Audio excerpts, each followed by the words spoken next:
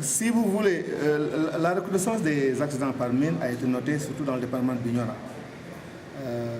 Je peux dire que c'est à peu près dans ce département qu'il y a eu beaucoup d'actions des forces armées. Et c'est peut-être à l'occasion de ces opérations de ratissage que nous avons eu à noter malheureusement quelques accidents par mine. Mais sinon, depuis la dernière réunion du CRC, nous n'avons pas noté d'accidents par mine ayant concerné des populations civiles. Combien les accidents? À notre connaissance, parce que le gouverneur vient de nous signaler un accident que nous n'avons pas encore répertorié, sur lequel donc je ne vais pas m'étendre jusqu'à plus pour l'informer.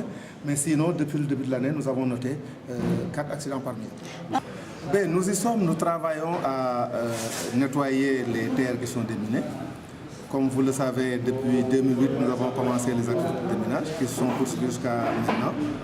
Nous avons le plaisir de noter que dans les prochaines semaines, nous allons avoir 2 autres opérateurs qui vont venir, l'un dans le cadre du budget de l'Union européenne, l'autre sur le financement de son pays d'origine.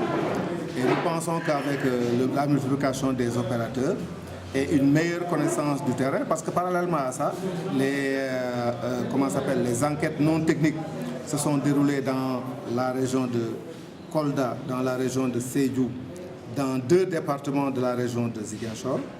Il ne reste qu'à les mener dans le département de Bignona, pour lequel, du fait des conditions sécuritaires actuelles, nous hésitons encore. Ce qui me fait dire que nous avons aujourd'hui une meilleure connaissance du terrain, une meilleure connaissance de l'ampleur de la contamination, et que donc beaucoup de localités qui étaient considérées comme suspectes, nous nous sommes rendus compte qu'elles ne l'étaient pas.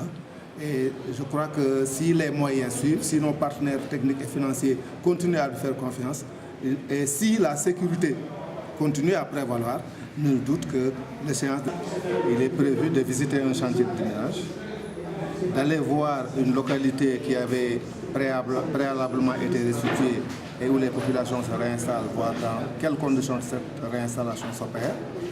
Et enfin, présider une cérémonie de restitution de nouvelles terres déminées et sur lesquelles le contrôle qualité a eu lieu.